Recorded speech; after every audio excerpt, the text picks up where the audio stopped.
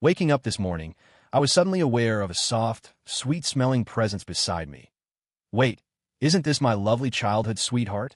Looking at her delicate, sleeping face, I couldn't help but get lost in thought. I remember that year, standing outside Clara Davis's house for a full 5 minutes. The oatmeal raisin cookies in my hand were still warm from my grandma's oven, but my fingertips were cold. I caught a sharp, chemical smell drifting from inside the house, a smell terrifyingly similar to the strong bug spray we used back home. My heart clenched. Ever since her grandma passed away, she'd been like a ghost. I was so scared something would happen to her. "Clara, are you home? I brought you some cookies, your favorite," I said, trying to keep my voice light, but my hand was crushing the wax paper bag. The door opened. Her eyes were red and swollen like a rabbit's, her face pale and bloodless. When she saw me, a flash of panic crossed her face. I didn't call her on it. I just held out the cookies. "My grandma made them just for you. Want one?" She took them, but didn't move. Looking at her empty eyes, I remembered how she looked when Buster, the school bully, used to pick on her. My heart ached as if pricked by a needle. I had to get her out of there. I couldn't let her stay alone in this empty house. The rain stopped, and the sun's out now.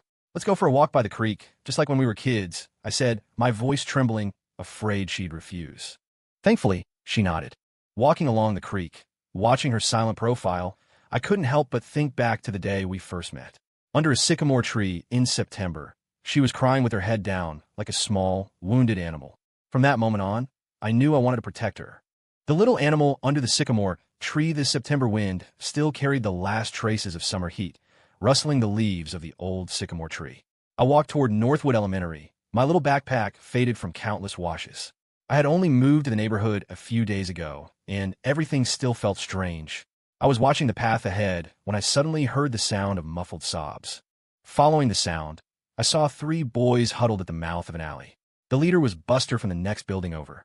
He was half a head taller than the rest of us, his chubby hands on his hips. In his grasp was a pink butterfly hair clip, its ribbon torn and the bow hanging crookedly. It looked painful. The little girl they had surrounded kept her head down, her small shoulders shaking with each sob. Her light blue dress was smudged with dirt, and the bangs on her forehead were wet with tears sticking to her small face. She looked so pitiful it made my heart ache. "What are you crying for? It's just a stupid hair clip. What's the big deal if I play with it?" Buster taunted, shaking the clip. His 2 cronies laughed along with him, the sound grating on my ears. "My grandma bought that for me." The little girl's voice was as faint as a mosquito's buzz. Before she could finish, Buster shoved her, and she stumbled, nearly falling. I scowled. I hated bullies, especially ones who picked on girls. Without a second thought, I clenched my little fists and strode over, planting myself between her and Buster. I tilted my chin up and said loudly, "Stop picking on her. Give the clip back." Buster paused, looking me up and down. Seeing I was half a head shorter than him, he sneered, "Who are you?" "Mind your own business." "I'm Ethan Miller from the 1st grade at Northwood Elementary," I said, straightening my back, my gaze unwavering. To be honest, I was a little scared, but seeing the girl's trembling shoulders behind me gave me courage. "The teacher said it's wrong to bully classmates. Give the hair clip back right now, or I'm telling." Buster, relying on his numbers, was ready to be arrogant, but after I stared him down for a few seconds, he hesitated. I knew he was afraid of the teachers. Sure enough, he resentfully threw the clip on the ground and shot me a glare. "You win. Let's go." He turned and ran off with his lackeys. I let out a breath of relief and bent down to pick up the hair clip. It was covered in dirt. I carefully wiped it on my sleeve several times before turning to hand it to her. She slowly looked up, revealing a delicate little face with red-rimmed eyes. Teardrops still clung to her eyelashes, like a little bunny that had just been crying. "Thank you," she said softly. "You're welcome." I smiled, showing my 2 slightly crooked front teeth. "I'm Ethan Miller. I just moved here, and I'm going to Northwood Elementary. What about you?" "My name is Clara Davis. I'm in the 1st grade at Northwood, too," she said, her voice still a bit shaky, but her eyes held a new sense of ease. "What a coincidence. Let's walk to school together." I naturally took her hand. It was small and soft and a little cold. I quickly wrapped my own hand around it to warm it up. She didn't pull away. We walked side by side over the fallen leaves. Sunlight filtered through the sycamore branches, casting dappled light on us. I snuck a glance at her and felt like the road wasn't so unfamiliar anymore. When we got to school, the teacher actually moved her to the desk right next to me. We looked at each other and both smiled. From that day on, we were inseparable.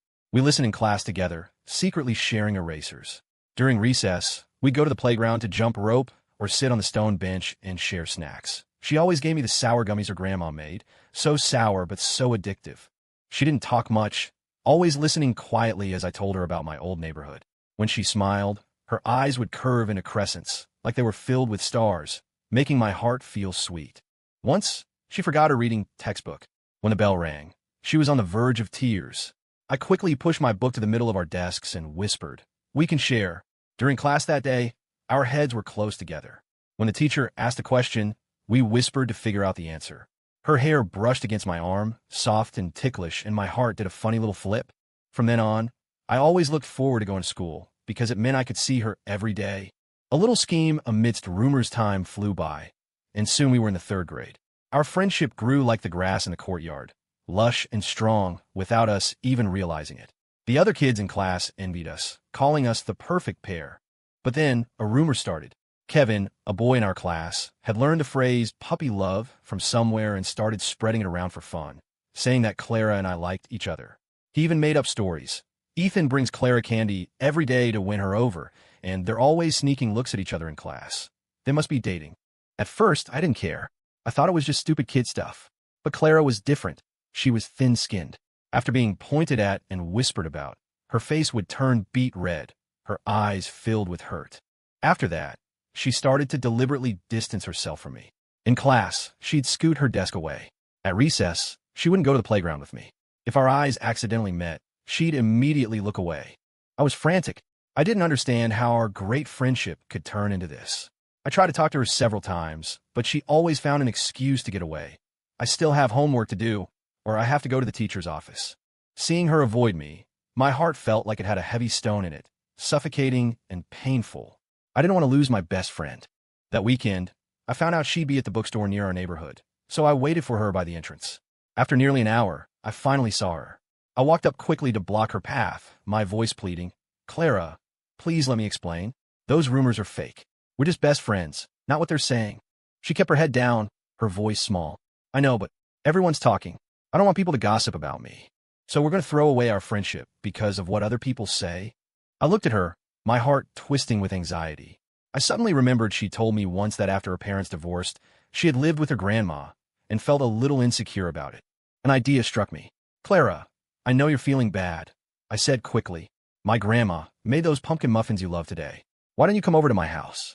Just for a little while, to keep me company. Please." She hesitated for a long time before finally nodding. I let out a huge sigh of relief and quickly led her to my grandma's house. The moment my grandma saw Clara, her eyes crinkled into a smile. She took Clara's hand, asking her how she'd been, and brought out the freshly baked pumpkin muffins. Clara took a bite, and her eyes lit up.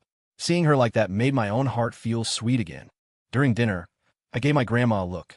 I had already told her about Clara's situation and asked her to help me with a little white lie. Grandma understood perfectly.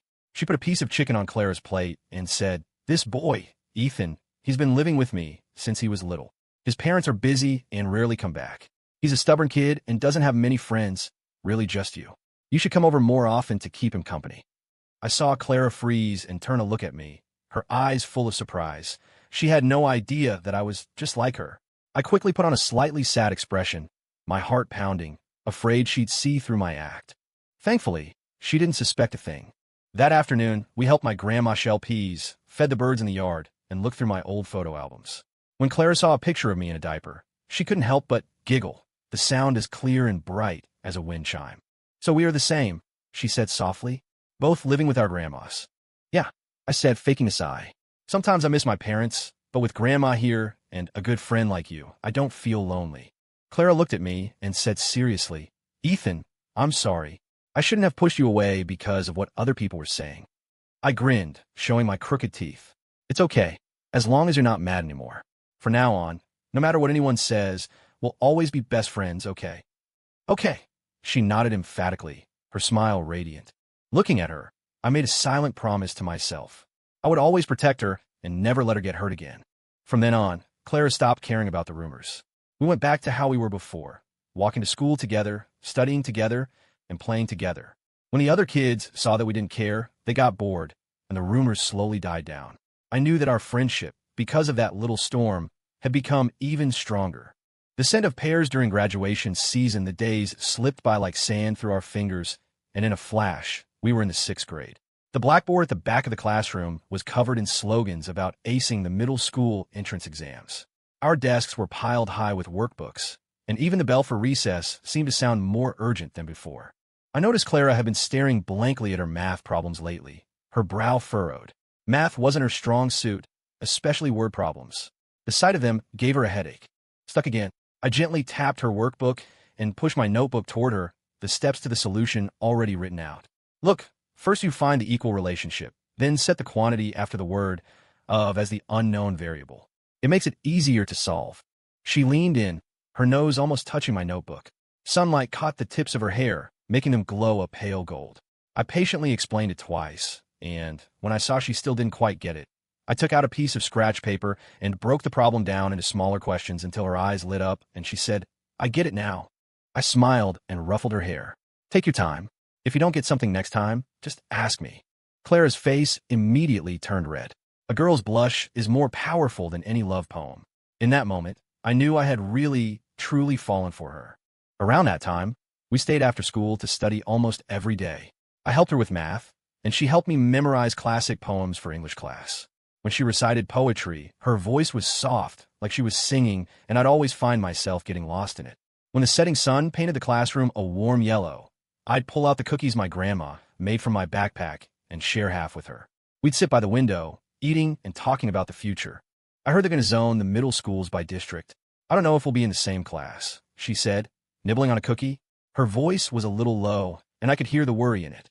My heart sank a little too, but I squeezed her hand. "Even if we're not in the same class, we'll still walk to and from school together, just like now. I'll find out where your classroom is ahead of time, so I can come find you during breaks." She looked at me and nodded, the anxiety in her eyes lessening a bit. But a few days later, she was looking miserable again. She told me her grandma had been coughing a lot lately, so much that she couldn't sleep at night, but she refused to go to the doctor, saying it was an old problem and a waste of money. Hearing that made my heart ache. I went home and told my grandma about it. "Warm spice cider is good for a sore throat," Grandma said immediately. "I'll make some tomorrow, and you can bring it to Clara's grandma." The next morning, I went to school carrying a thermos and handed it to Clara. "My grandma made this warm cider for your grandma. It should help with her cough." She held the thermos, her eyes red. "Thank you," she whispered. That day after school, I walked home with her. When Clara's grandma saw me, the worried lines on her forehead smoothed out. I poured the cider into a mug and handed her a spoon. "Grandma, please try this." My grandma said the spices in it are good for a cough. Her grandma took a sip and smiled. "Sweet, so sweet. Ethan, you're even more thoughtful than Clara." I scratched my head and stole a glance at Clara. She was smiling at me, her eyes sparkling. In the days that followed, I brought cider every day, sometimes with different spices or herbal teas my grandma made from old remedies. I'd also stay and chat with her grandma for a while, telling her funny stories from school, like how Kevin got caught sleeping in class, or how my desk mate misread a phrase in a book, making her grandma laugh so hard her coughing eased. On the day of the final exams, I met Clara at the entrance to the testing center and handed her a pen. "Don't be nervous. You're going to do great." I had specially picked one in her favorite shade of light blue, with a little moon engraved on the shaft. She took the pen, clutching it tightly. After the test, I was waiting for her at the gate with a strawberry ice pop, her favorite. We walked side by side under the sycamore trees, their leaves just starting to turn yellow, rustling as they fell to the ground. "Clara," I said seriously, "no matter where we go for middle school, I'll always be with you." I suddenly stopped and pulled something out of my backpack, holding it out to her. "This is for you." It was a handmade wooden bookmark. I had saved my allowance for 2 weeks to buy the piece of wood and had carved our initials, E&C, into it with a small knife, along with a tiny sycamore leaf. I had sanded the edges smooth so it wouldn't catch on her hands. "A graduation present," I said, feeling a little nervous, not daring to look her in the eye. "When you're in middle school, you can look at this and think of me. And don't get too close to other guys. I'll get jealous." She took the bookmark, her fingers tracing the carved lines. A sly smile played on her lips, and her eyes curved into crescents. "I'll keep it with me always. I won't forget." She tucked the bookmark into the outermost pocket of her backpack and patted it, as if protecting a precious treasure. The wind blew her hair across my face, soft and light. Looking at her profile, I felt a sudden, unshakable certainty. It didn't matter if we were in the same class. I was going to be with her always. I was going to let her know that I liked her, and not just as a friend. The wind carried my voice away, making it sound soft, but in my heart, I was resolute. She looked up at me and smiled, her eyes curving into crescents. I knew then, no matter what the future held, I would never let her be alone. Redemption by the creek in the blink of an eye. We were in middle school. We weren't in the same class, but we still walked to and from school together every day. She would tell me funny stories about her class, and I complained to her about my strict math teacher. Life was stable and peaceful, but Clara's grandma was getting weaker. Sometimes when Clara got home from school, she'd have to help her with chores and give her medicine. When I found out, I started going over to her house often to help out, cleaning, buying groceries, and sometimes even cooking a simple meal. Clara's grandma would always say, "Ethan, from now on, you can just think of me as your own grandson." I'd smile and agree, all the while wishing she would be okay, forever. But fate can be cruel. One late autumn day, it was drizzling. I went to find Clara after school, and as I reached her apartment building, I saw a neighbor lady wiping tears from her eyes. She told me, Clara's grandma took a turn for the worse this afternoon. They rushed her to the hospital, but they couldn't save her. My mind went blank with a loud, ringing sound. I sprinted upstairs. Clara was sitting by a wicker chair in the small yard, holding a half-finished knitted sweater. Tears dropped onto the yarn, creating a small, damp patch. I walked over, wanting to comfort her, but I didn't know what to say. Any words would be pale and meaningless. She saw me, her lips moved, but no sound came out. She just started crying harder. For the next few days, Clara was like a lost soul. She wouldn't eat, drink, or speak. I came to sit with her every day, bringing her food and talking to her, but it was as if she couldn't hear me, her eyes staring emptily into the distance. Seeing her so broken was like a knife twisting in my heart, but all I could do was stay by her side, terrified she would do something drastic. After the funeral, I was still worried, so I checked on her every day. That day, I brought over some oatmeal raisin cookies my grandma had made. As I knocked, I caught a faint, sharp chemical smell from inside. My heart ceased. I knocked several more times before Clara finally opened the door. Her eyes were swollen, her face frighteningly pale. When she saw me, a flash of panic crossed her face. I didn't call her on it. I just held out the cookies. My grandma made these. Try one. The rain stopped, I said quickly. The sun's out. Let's go for a walk by the creek, just like when we were kids. She hesitated for a long moment before finally nodding. We walked to Willow Creek. The late autumn water was cool, and the willow leaves had turned yellow, swaying in the breeze. Sunlight broke through the clouds, shimmering on the water's surface. I didn't mention her grandma. I just told her about things at school. How I saw a kitten chasing its own tail yesterday, how my grandma almost put too much sugar in the cookies, making them sickly sweet. Clara listened quietly, occasionally glancing up at me. I looked at her profile and thought of all our moments together. The tears when we first met, the hurt during the rumors, the smile during graduation season. I suddenly stopped, turned, and looked at her seriously. Clara, I know you're devastated that your grandma is gone, but you're not alone. You still have me and my grandma. We will always be here for you. We will always love you. Tears streamed down her face. She choked out, Ethan, thank you. Don't thank me, I said, reaching out to gently wipe her tears away. My fingertips on her cheek were ice cold. From now on, whatever happens, don't carry it by yourself. Tell me, I'll face it with you. She looked at me, nodded, and slowly, a small smile appeared on her face. At that moment, the stone in my heart finally fell. Thank God, I hadn't lost her. We stayed by the creek for a long time that afternoon, talking about everything. As the sun began to set, she took my hand, just like when we were kids. It was soft and familiar. I knew she was starting to come back. Later, we studied hard together, encouraging each other, and got into the same university in the same city. 2 years after we graduated, I took her to the creek where we used to go as kids, and I proposed. I took out a simple, elegant ring, got down on one knee, and looked in her eyes. Clara, from the first moment I saw you, I want to protect you. All these years, I've been by your side, and I want to be with you forever. Will you marry me? She cried, nodding her head vigorously. Yes. Our wedding was simple, but warm and full of love. My parents made a special trip back, and were incredibly kind to Clara. My grandma held Clara's hand, repeating over and over, such a good girl. Life after marriage was quiet and blissful. I worked hard to build my company, eventually taking it public, but in front of Clara, I was still the same Ethan Miller who smiled with his slightly crooked teeth. Later, we had a daughter. We named her Grace, in memory of Clara's grandmother, and in the hope that our family would always live in peace and happiness. Waking from a dream, love deepens. In the quiet of the night, a gentle touch woke me. I opened my eyes and saw Clara tracing my face, her eyes filled with a hint of unease. I caught her hand and pressed it against my cheek, my voice still rough with sleep. "What's wrong?" "Can't sleep." "I had a dream," she said, snuggling closer and nestling into my arms, her voice soft. "A nightmare." I patted her back gently, just like I used when we were kids. "I dreamed about you," she whispered, nuzzling against my chest. "Then it must have been a good dream," I chuckled, kissing the top of her head. But it was also a little scary," she said quietly. "In the dream, you never moved to my neighborhood. When Buster bullied me, no one was there to help. When the kids started rumors, no one stood up for me. When Grandma passed away, there was no one to comfort me. And then when I saw you, I felt like I knew you. I wanted to call out to you, but I couldn't get close." "Why couldn't you get close?"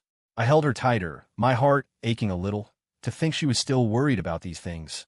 "Because in the dream, you were a big CEO, and I was just a little wildflower growing in the cracks of the pavement." Her voice dropped. It was like we weren't from the same world. I was silent for a moment. Then I wrapped my arms around her even more tightly. "That will never happen," I said, my voice serious. "I would never let that happen." I paused, then repeated for emphasis, "Never again."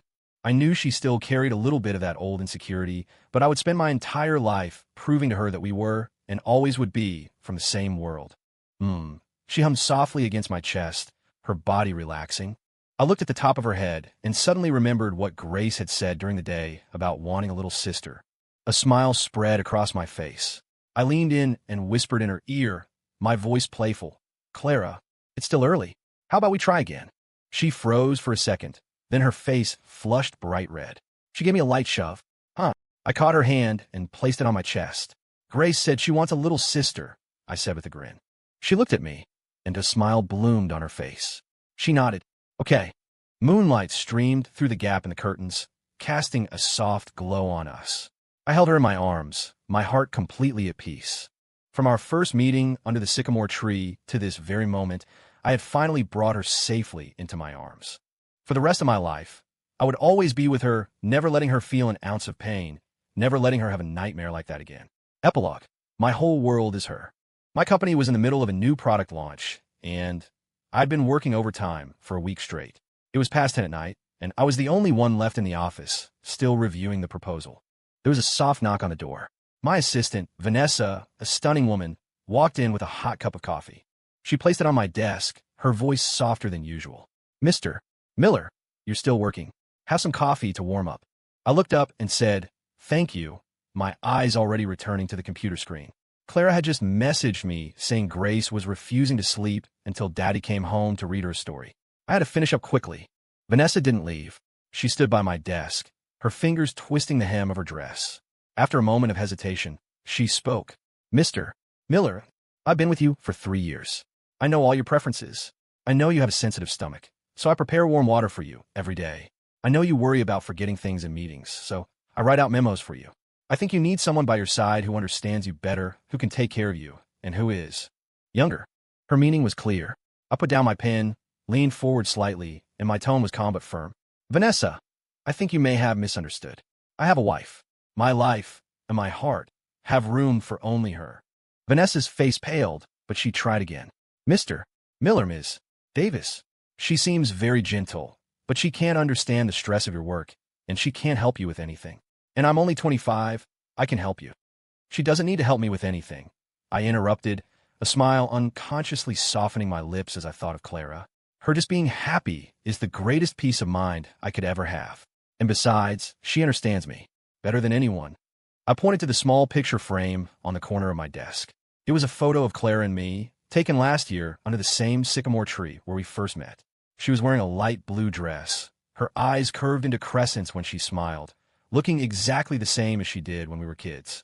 I've known her for over 20 years. We haven't been apart since the first grade, from the day I got her hair clipped back for her in that alley. Vanessa stared, stunned. I picked up the frame, my thumb stroking Clara's smiling face in the photo, and I began to tell her story. Back then, she was always getting picked on, so I walked her to school every day. She was terrible at math, so I would copy her wrong answers into a little notebook and mark the solutions in 3 different colors, just so she could understand. When we graduated 6th grade, I saved my allowance for 2 weeks, bought a piece of wood, and carved a bookmark for her with our initials on it. She still keeps it in whatever book she's reading, and she touches it every time she opens it. We weren't in the same class in middle school, so I'd wait for her downstairs from her apartment for 10 minutes every morning. In the winter, her hands would get cold, so I'd give her my left glove, wear the right one myself, and walk with my other hand in my pocket. One time, it snowed, and she slipped and fell right into my arms. Her face was bright red, and she wouldn't let go of my jacket. I knew right then that I had to marry her someday. When her grandma passed away, she wasn't doing well. I confessed to her by the creek, and she told me she'd liked me ever since the day I gave her the bookmark. We got through high school together, went to the same college, and 2 years after we graduated, I proposed to her at that same creek. I brought her favorite flowers, daisies, and the inside of her ring is engraved with the date we first met, September 16th. See, I held up my left hand. The wedding band on my ring finger was simple, but the engraving on the inside, though faint, was clear. Vanessa's expression had shifted from shock to rapt attention. I continued. After we got married, she made our house a home. She knows about my stomach issues, so she makes me oatmeal with my favorite pumpkin pieces every morning. For Grace's birthday last year, she found a picture of me in a diaper and teased me about how chubby I was, but then she secretly scanned all my baby photos and made an album. In this hair clip, I pulled a small pink butterfly clip from my pocket, a tiny pearl embedded in its center. I had it custom-made to look like the one she lost as a kid. I gave it to her for our anniversary last year. She cried for a long time and said, "You still remembered." How could I not remember? I smiled. I remember every little thing about her. She loves strawberry ice pops, so I always keep some in the car freezer during the summer. She's afraid of the dark, so no matter how busy I am, I always go pick her up if she's out late. She cries easily during movies, so I always have her favorite cherry blossom scented tissues in my pocket. I work hard, not to find someone to help me, but to give her and Grace a better life, so she never has to suffer again, so she can always smile like she did when she was a little girl. The office was silent for a long time. Vanessa's eyes were red. She looked down, her voice a little choked. "Mr. Miller, I'm sorry. I was out of line. I had no idea your relationship was so deep, so sweet." "It's okay," I said, placing the frame back in its spot. "You're an excellent assistant, but I can only ever be your boss." Vanessa looked up and suddenly smiled, wiping the corner of her eye. "Mr. Miller, you and Ms. Davis are seriously envy-inducing. That bookmark, the hair clip, the glove in the snow. It's all so sweet. I always thought childhood sweetheart stories were just fiction, but you two are real." Her change in attitude surprised me. She added, "By the way, Mr. Miller, your wedding anniversary is next week, right? I think I heard you mention it. Do you want me to order a cake from that bakery Ms. Davis likes? They have a new cherry blossom flavor that's supposed to be amazing." I paused and smiled. "Sure, that would be a great help, thank you." "No trouble at all." Vanessa was full of energy. "I'll even pick out the gift wrap, something pink, to match Ms. Davis's style. Oh, and Mr. Miller, can you tell me more about the proposal? How many daisies were there? This is great material for a novel I could write." I looked at her excited face, feeling both exasperated and amused. I never thought a rejection would gain me my relationship's biggest shipper. Later, Vanessa really did become our family's honorary fan. Every time she saw Clara, she would praise her for half an hour. "Ms.